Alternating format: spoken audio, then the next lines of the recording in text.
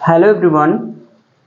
चलिए आज हम स्टार्ट करने जा रहे हैं पॉलीहेलोजन कंपाउंड। ठीक है, क्या पढ़ेंगे? Polyhalogen compound.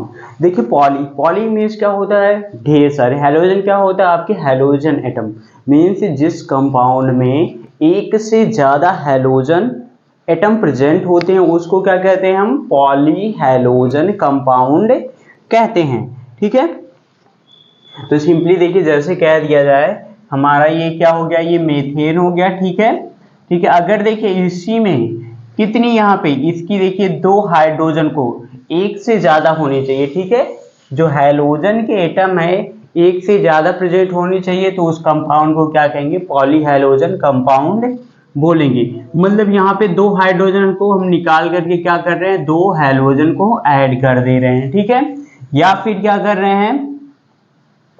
या फिर क्या कर दीजिए, इसकी जगह पे तीन हाइड्रोजन को हम निकाल करके तीन हैलोजन एटम को क्या कर दे रहे हैं? ऐड कर दे रहे हैं। या फिर क्या करेंगे, यहां से इसकी चारों हाइड्रोजन को क्या कर देंगे? रिप्लेस करके, फोर हाइड्रोजन को रिप्लेस करके यहाँ पे ये फोर आपकी हैलोजन को ऐड कर देंगे। ठीक है, तो क्या बन जाएगा? Polyhalogen compound. क्या बनेगा? Polyhalogen compound. ठीक है, जैसे एग्जाम्पल के लिए ये हो गया, अगर मैंने CH4 था इसमें से दो हाइड्रोजन को रिप्लेस किया प्लस यहाँ पे दो हाइड्रोजन को क्या कर दिए? ऐड कर दिए, तो क्या बन जाएगा? CH2X2। ठीक है, क्या बनेगा? CH2X2। देखिए इस कंपाउंड में हैलोजन के जो एटम है ये क्या है? एक से ज्यादा, मतलब दो है, तो ये क्या है? पॉलीहेलोजन कंपाउंड है। वैसे अगर मैंने ये देखिए CH4 है, ठीक, अब इसमें से क्या कर दिए? यहाँ पे तीन हाइड्रोजन एटम को क्या कर दिया? ये ऐड कर दिया और तीन हाइड्रोजन को क्या कर दिया? रिप्लेस कर दिया, तो क्या बन जाएगा? ये बन जाएगा CHX3। यही बनेगा ना? तो ये भी क्या है? ये सब पॉलीहेलोजन कंपाउंड है। जैसे एग्जांपल मैं ले लिया, यहाँ पे इसकी जगह पे Cl कर दिया। ठीक है, तो यहाँ पे क्या हो जाएगा? Cl2 हो जाएगा। ठीक है, क्या बच जाएगा? डाइक्लोरोमेथेन। यहाँ पे भी देखिए क्या कर लीजिए, यहाँ पे Cl कर दीजिए, तो यहाँ पे क्या बन जाएगा? CHCl3। क्या बनेगा? CHCl3 ट्राइक्लोरोमेथेन बन जाएगा, जिसको क्या कहते हैं? क्लोरोफॉर्म बोलते हैं। ठीक है, अब अगर इसी की जगह देखिए आयोडीन को हम लेते तो क्या बन जाता? CHI3 मीन्स ट्राई आयोडोमेथेन बनेगा। ठीक है, क्या नाम उसका हो जाएगा? आयोडोफॉर्म रहता है। इसका देखिए क्या नाम है? इसका नाम क्लोरोफॉर्म है, क्लोरोफॉर्म। ठीक है, अगर यहाँ पे रहता, अगर हम इसी की जगह पर क्या ले लेते? CH4, यहाँ पे हमने क्या ले लिया? Plus 3 moles of iodine. ठीक है, किसके साथ कराएंगे? आयोडीन एटम को यहाँ पे ऐड करेंगे और 3 हाइड्रोजन को निकाल देंगे, तो क्या बनेगा? CHI3। तो इसका देखिए क्या नाम हो जाएगा? ट्राई आयोडोमेथेन। बट इसका देखिए कॉमन नाम क्या हो जाएगा? आयोडोफॉर्म हो जाएगा, आयोडोफॉर्म।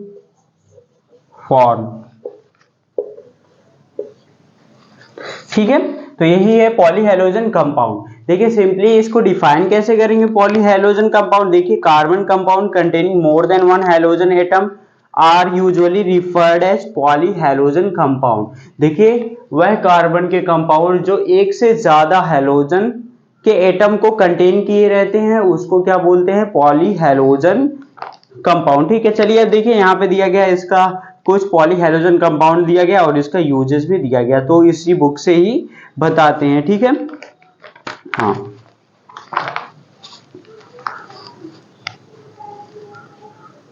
चलिए देखिए स्टार्ट करते हैं यहाँ से। देखिए क्या कह रहा है कि carbon compound containing more than one halogen atom are usually referred to as polyhalogen compound. Many of these compound are useful in industry and agriculture. ठीक, some polyhalogen compound are described in this section. देखिए पहला दिया गया है, क्या दिया गया है? डाइक्लोरोमेथेन दिया गया। ठीक है, इसको देखिए सिंपली कॉमन नेम क्या है? Methylene chloride. ठीक है, फॉर्मूला क्या हो जाएगा? CH2Cl2 हो जाएगा। ठीक है, अब देखिए इसको पढ़ते, देखिए क्या दिया गया है? Dichloromethane is widely used as a solvent as a paint remover.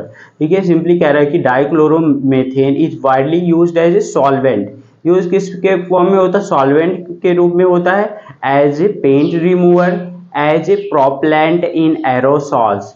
देखिए एरोसॉल क्या होता है, देखिए एरोसॉल क्या होता है, एरोसॉल इज अ कोलाइड होता है in which solid or liquid is dispersed in a gas, जिसमें सॉलिड आर लिक्विड जो होती है ये डिस्पर्स होती है गैस में होती है, ठीक है।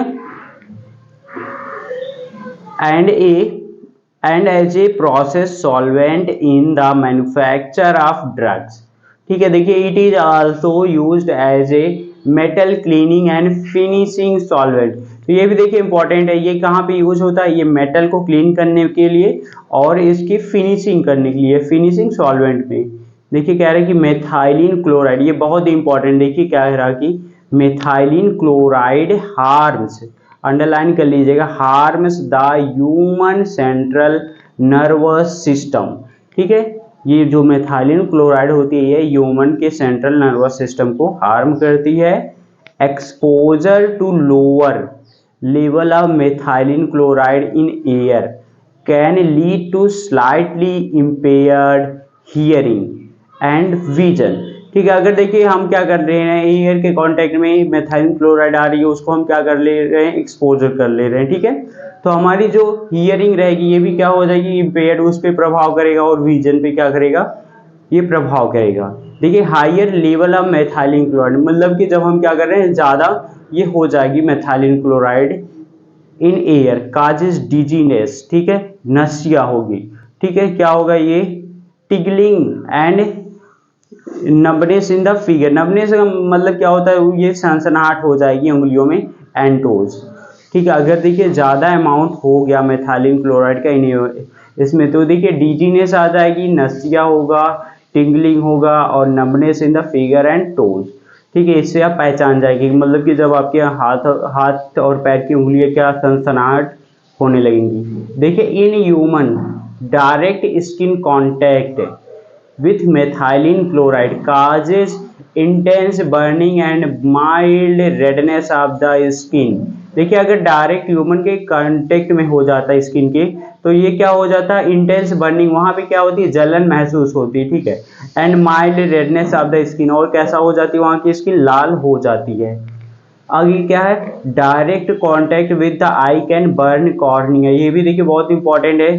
देखिए अगर हम मेथाइलिन क्लोराइड को, अगर मेथाइलिन क्लोराइड है ये आई के डायरेक्ट कांटेक्ट में आती है, तो वो आई में जो कॉर्निया रहती है, ठीक है, उसको क्या कर देगी, ये बर्न कर देगी, ठीक है। तो इससे हमको बहुत ही सावधान रहना चाहिए, ठीक है।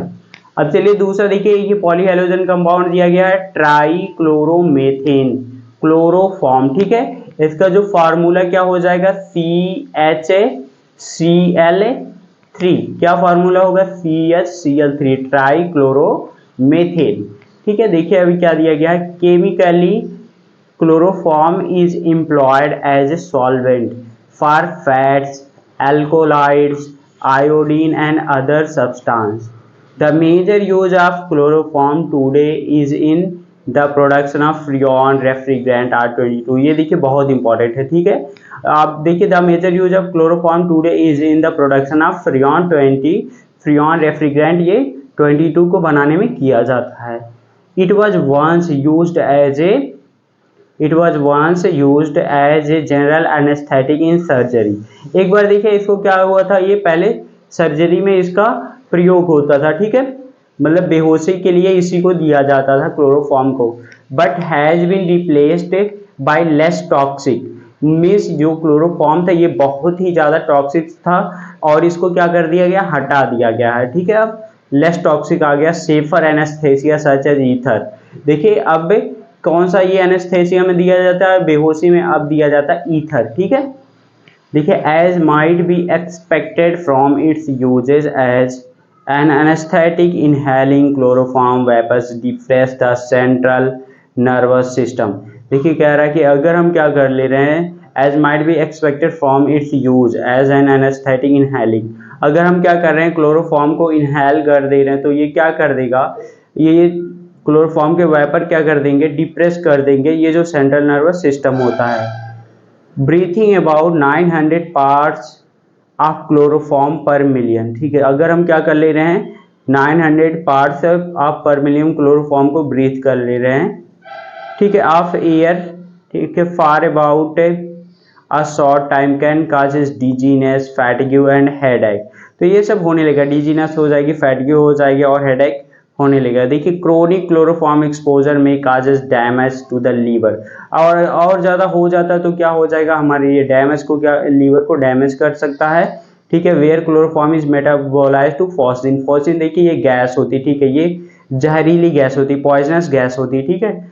And to the kidneys, kidneys को भी खराब कर देगा, ठीक है।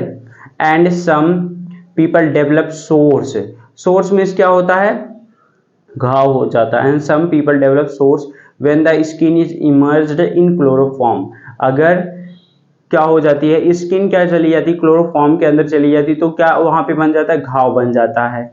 Chloroform is slowly oxidised by air in the presence of light to an extremely poisonous gas.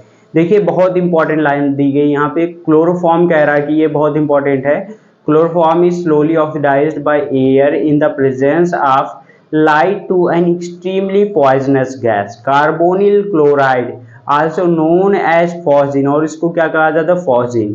it is therefore stored in closed dark color bottle completely filled so that air is kept out। हाँ देखिए यही कह रहे हैं, जो chloroform होता है ये ऑक्सीजन के प्रेजेंस में ऑक्सीडाइज कर लेता है, ठीक है, मीन्स जब लाइट मिलती है, ठीक है, और इसको ऑक्सीजन मिलता है तो ये क्या हो जाता है, ऑक्सीडाइज होकर के एक बहुत ही पॉइजनस गैस बनाती है, जिसका देखिए नाम दिया गया है, फॉस्जीन दिया गया, ठीक है। इसीलिए जो क्लोरोफॉर्म होता है इसको क्या, कहाँ पे रखा जाता है, डार्क कलर्ड बॉटल में रखा जाता है, जहाँ पे लाइट और ऑक्सीजन ये वहां तक ना पहुंच पाए, ठीक है। तो ये देखिए बहुत इंपॉर्टेंट है, ये केमिकल फार्मूला बहुत ही इंपॉर्टेंट है, ठीक है। देखिए क्या हमने ले लिया 2 मोल से ये CHCl3 लिया है, जब ऑक्सीजन के साथ ये क्या करेगा, मिस ऑक्सीडाइज हो रहा है, किसके प्रेजेंस में होगा, ये लाइट के प्रेजेंस में, ठीक है। इसीलिए क्या किया जाता है, इसको डार्क कलर के बॉटल में रखा जाता है, जिससे लाइट इसके कांटेक्ट में ना आ पाए। ये क्लोरोफॉर्म है, देखिए क्या बनाएगा, 2 मोल्स ऑफ COCl2, ये क्या बना रहा है, फॉस्जीन गैस बना रहा है, इसका देखिए नाम है कार्बोनिल क्लोराइड बनाएगा, प्लस 2 मोल्स HCl बनाएगा, कार्बोनिल क्लोराइड इसका नाम है, ठीक है। सिंपली इसको क्या कहते हैं, फॉस्जीन बोलते हैं, क्या बोलते हैं, फॉस्जीन बोलते हैं, ठीक है। तो ये देखिए बहुत इंपॉर्टेंट है, जब क्लोरोफॉर्म ऑक्सीजन के प्रेजेंस में आता, लाइट और ऑक्सीजन के प्रेजेंस में आता है तो ये फॉस्जीन क्या कर लेता है, फॉस्जीन गैस बनाता है, जो कि क्या होती है, बहुत ही पॉइजनस होती है, ठीक है। अब चलिए देखते हैं ये ट्राईआयोडो मेथेन, ठीक, देखिए क्या दिया गया है, ट्राईआयोडोमेथेन मीन्स क्या, इसको कहते हैं आयोडोफॉर्म। ट्राईआयोडोमेथेन का ये फॉर्मूला क्या हो जाएगा, CHI3, यही क्या है, ट्राईआयोडोमेथेन है, ठीक है। आगे देखिए क्या है, it was used earlier as an antiseptic, देखिए पहले इसको क्या किया जाता था, एंटीसेप्टिक में यूज किया जाता था, but the antiseptic properties are due to the liberation of free iodine and not due to iodoform itself. लेकिन क्या होती, जो इसकी प्रॉपर्टीज थी ये क्या करते थे, लिबरेशन ऑफ फ्री आयोडीन, ठीक है, and not due to iodoform itself, ठीक, due to its objectionable smell. इसमें देखिए क्या होती थी, एक अजीब तरह की क्या आती थी, स्मेल आती थी, इसके कारण it has been replaced by other formulations containing iodine, और इसको क्या कर दिया गया है, हटा दिया गया, और इसकी जगह पर दूसरा कोई आयोडीन कंटेनिंग फॉर्मुलेशन को ला दिया, कोई और कंपाउंड के ला दिया गया, ठीक, क्योंकि इसमें क्या होती थी, यहाँ पे देखिए कह रहा है कि due to its objectionable smell, मतलब अजीब तरह की स्मेल आती थी। आगे दिया गया है, क्या दिया गया है, ये देखिए कार्बन टेट्राक्लोरोमेथेन, फॉर्मूला क्या हो जाएगा, CCl4 टेट्राक्लोरोमेथेन, ठीक है, कार्बन टेट्राक्लोराइड। ये भी देखिए इंपॉर्टेंट है, देखिए क्या है, it is produced in large quantities for use in the manufacture of refrigerant and propellant for aerosol can, ठीक, it is also used as feedstock in the synthesis of chlorofluorocarbons, ठीक है, and other chemicals, और other chemical बनाने के लिए। आगे देखिए क्या रहा कि pharmaceuticals manufacturing the general solvent use. देखिए जो फार्मास्यूटिकल ये होते हैं, ठीक है, pharmaceutical manufacturing and general solvent use में इसी का ये होता है, ठीक है, यूज होता है। देखिए अंटिल द माइल्ड 90s, ठीक है, 90s it was also widely used as cleaning fluid both in industry, ठीक है, क्लीन करने के लिए, फ्लूइड करने इन बोथ इन इंडस्ट्री में यूज होता था। अंटिल द मतलब 1960 तक it was widely used as cleaning fluid, fluid को क्लीन करने के लिए होता था, ठीक है, both in industry as a degreasing agent, ठीक है, and in the home as a spot remover, ठीक है। देखिए इंडस्ट्री में क्या होता था, डिक्रीजिंग एजेंट के रूप में ये यूज होता था, और होम में क्या होता था, स्पॉट रिमूवर में यूज होता था, एंड एज फायर एक्सटिंग्विशर, और फायर एक्सटिंग्विशर में भी ये यूज होता है, ठीक। देखिए कह रहा है फिर आगे, there is some evidence that expose to carbon tetrachloride causes liver cancer in human.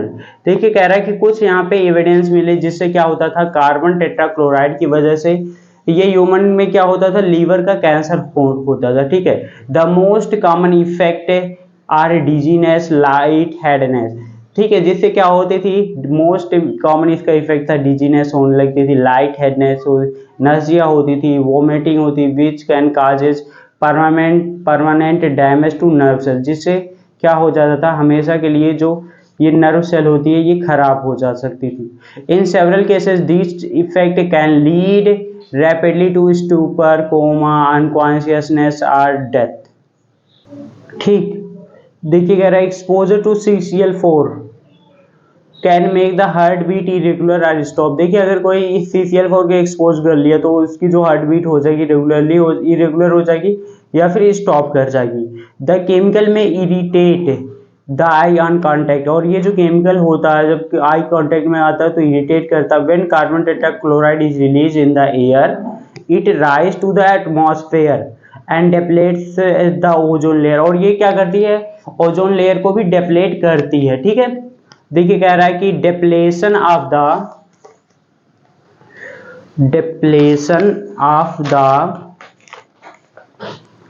Ozone layer is believed to increase human exposure to ultraviolet rays leading to increase skin cancer, eye disease and disorders and possible disruptions of the immune system. देखिए इसके कारण क्या होता था, जो ozone layer होती थी, ठीक है ना, उसको क्या कर देती थी, ये क्या कर देती थी, डिप्लेट कर देती थी, ठीक है, जिससे जो सन से अल्ट्रावायलेट रेज होती थी वो आसानी से चली आ जाती थी, जिससे हमारी स्किन पे क्या हो जाता, स्किन कैंसर होने की संभावना बढ़ जाती थी, आई डिजीजेज हो सकती थी, डिसऑर्डर्स हो सकते थे, ठीक है। तो सब इन सब कंडीशन के कारण इसको क्या कर दिया गया था, हटा दिया गया था, ठीक है। अब देखिए क्या होता है फ्रियॉन, ठीक है। देखिए क्या होता है, the chlorofluoro compound of methane and ethane are collectively known as freon. Means कह रहा था chlorofluorocarbon of compound, chlorofluorocarbon compound of methane and ethane are collectively known as freons, freons कहते हैं, ठीक है। दे आर एक्सट्रीमली स्टेबल, ये क्या होते हैं, स्टेबल होते हैं, अनरिएक्टिव होते हैं, नॉन टॉक्सिक होते हैं, नॉन करसिव होते हैं, एंड इजिली लिक्विफिएबल गैसेस होते हैं, ठीक है। ठीक है, फ्रियॉन 12 CCl2F2, ठीक है, ये क्या freon 12 is one of the most common freons in industry use. इसी का देखिए क्या होता है, इंडस्ट्री में बहुत ही ज़्यादा यूज होता है। It is manufactured from tetrachloromethane by short reaction. देखिए इसको मैन्युफैक्चर कैसे करते हैं, टेट्राक्लोरोमेथेन बाय शॉर्ट रिएक्शन से इसको हम मैन्युफैक्चर करते हैं। These are usually produced for aerosol propellant refrigerant and air conditioning purpose by 1970s total देखिए freon production in the world was 2 billion pound annually. देखिए कह रहा है कि बाय 1974 तक टोटल फ्रियॉन प्रोडक्शन कितना होता था, वर्ल्ड वाइड में क्या होता था, 2 बिलियन पाउंड होता था, ठीक है, एनुअल में। देखिए most freon even that use in refrigerant में होते हैं eventually make its way into the atmosphere where it diffuses unchanged into the stratosphere। Stratosphere में भी क्या हो जाते हैं, अनचेंज होते हैं। In stratosphere freon is able to initiate radical chain. Radical chain क्या करते हैं, वहां पे स्टार्ट हो जाती है reaction that can upset the natural ozone balance, जो क्या कर देती है, जो ओजोन की जो नेचुरल बैलेंस होती है ये भी क्या करता है, ये भी खराब करता है। जो फ्रियॉन्स होता है ये भी फ्रियॉन होती है, ये भी क्या करती है, जो हमारी ओजोन की जो बैलेंस होती है ये भी क्या करती है, खराब करती है। तो आगे देखते हैं ये क्या है, ये बहुत ही इंपॉर्टेंट, ठीक है। इसका पहले देखिए मैं ये स्ट्रक्चर बना दे रहा हूँ, क्या है, para para dichloro, para para dichloro diphenyl trichloro ethane DDT, ठीक। हाँ देखिए क्या था, DDT, para para dichloro diphenyl trichloro ethane, ठीक है। सबसे पहले देखिए इथेन दिया गया, आप ये 2 कार्बन बना लीजिए, इथेन हो जाएगा, ठीक है। फिर दूसरा देखिए कह रहा है para para, para para dichloro diphenyl, ठीक है। मीन्स ये एक कार्बन पे 2 क्या जुड़े रहेंगे, ये आपके फेनिल ग्रुप अटैच्ड होंगे। कौन से ग्रुप होंगे, फेनिल ग्रुप अटैच्ड होंगे। ये हो जाएगा, यहाँ पे डबल बॉन्ड की पोजीशन कर दीजिए। अब देखिए पैरा पे कह रहा था, पैरा पैरा पे डाई क्लोरो, तो यहाँ पे क्लोरीन रहेगा, ठीक है। इसमें देखिए कहाँ पे रहेगा, यहाँ पे रहेगा, और सब जगह पे क्या लगा देंगे, यहाँ पे देखिए इतना हो गया, para para dichloro diphenyl, ठीक है। पैरा पैरा ये हो गया, डाई क्लोरो हो गया, और ये डाई फेनिल हो गया। फिर कह रहा है ट्राई क्लोरो, कितना होना चाहिए, ट्राई क्लोरो, यहाँ पे भी देखिए Cl है, इस साइड में भी Cl है, यहाँ पे भी Cl है, और क्या कह रहा है, इथेन। तो यही देखिए क्या होती है, इसकी स्ट्रक्चर होती है DDT की, ठीक है, समझ गए। क्या है, para para dichloro diphenyl trichloro ethane. देखिए स्ट्रक्चर इंपॉर्टेंट है, तो स्ट्रक्चर ये बना लीजिएगा, ठीक है, स्ट्रक्चर आनी ही चाहिए, ठीक है। अब चलिए इसको देखिए पढ़ते हैं। हाँ देखिए क्या है, DDT the first chlorinated organic insecticide. जो DDT थी वो क्या थी, पहली क्लोरीनेटेड इंसेक्टिसाइड थी। was originally prepared in 1873 but it was not until 93।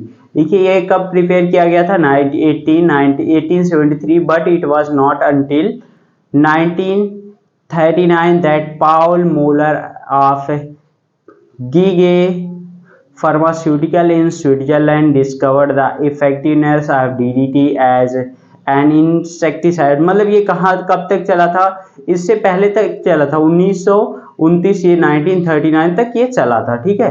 क्यों, फिर इसके बाद जो ये पॉल मोलर आए, इन्होंने क्या बता दिया था, इसका जो इफेक्टिवनेस होता है, ठीक है। देखिए क्या है, Paul Muller was awarded the Nobel prize in medicine. जो पॉल मोलर ये क्या थे, साइंटिस्ट थे, इनको क्या मिला था, नोबेल प्राइज मिला था मेडिसिन एंड क्या, medicine and physiology in 1948 for this discovery. इसी डिस्कवरी के कारण इनको नोबेल प्राइज मिला था। The use of DDT increased enormously on a worldwide basis after World War II। देखिए वर्ल्ड वार के सेकेंड के दौरान ये जो हो रहा था, द यूज ऑफ, मतलब DDT का बहुत ही ज्यादा यूज होने लगा, बहुत ही ज्यादा बढ़ने लगा था, ठीक है। और देखिए क्या है, हाँ देखिए, primarily because of its effectiveness against the mosquito that spread malaria. इसका देखिए इफेक्ट किस पे होता है, जो मॉस्किटो मलेरिया को स्प्रेड करते हैं, ठीक है। एंड लाइस, जो जुए होते हैं, ठीक है, दैट कैरी टाइफस, ठीक है। However problem related to extensive use of DDT began to appear in the late 1940। Means ये कह रहा है कि लेट 1940 तक इससे जो प्रॉब्लम होती थी, इसको क्या कर लिया गया, अपीयर कर लिया, मतलब खोज लिया गया, डिस्कवर हो गया। Many species of insect develop, ठीक है, resistance to DDT and it was also discovered to have a high toxicity toward fish. Means और ये भी डिस्कवर हो गया, जो फिशेज होती है, ठीक है। फिशेज के लिए जो DDT होता है ये क्या होता है, बहुत ही पॉइजनस होता है, बहुत ही विषैला होता है, ठीक है।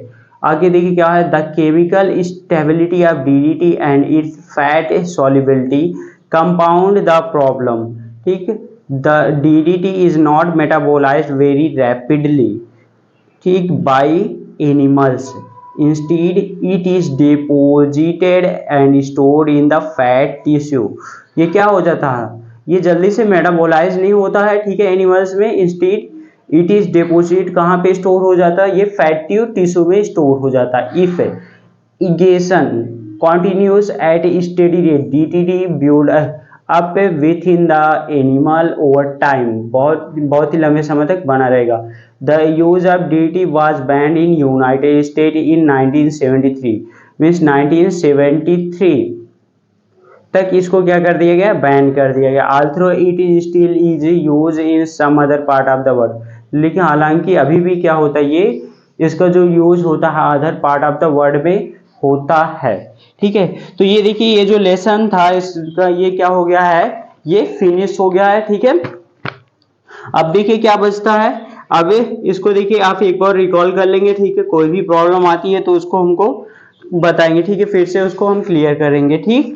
फिर इसके बाद जो देखिए क्वेश्चन दिए गए हैं इसमें इसको क्वेश्चन को सॉल्व करेंगे, ठीक है। जितने भी क्वेश्चन दिए गए हैं सब क्वेश्चन को पहले NCERT बेस्ड करेंगे, फिर जो कंपटीशन में पूछा गया है प्रीवियस ईयर का उसको सॉल्व करेंगे, ठीक है। तो आई होप आपको समझ में आया होगा। देखिए इसमें ज्यादा कुछ नहीं था, बस आप बुक को रीड कर लेंगे, ये जितना दिया गया है इसको समझ जाएंगे, ठीक है। Okay thank you. अगर कहीं पे कोई डाउट हो उसको कमेंट में करिएगा, उसके लिए फिर से लाइव क्लास हम करेंगे, ठीक है। Okay thank you.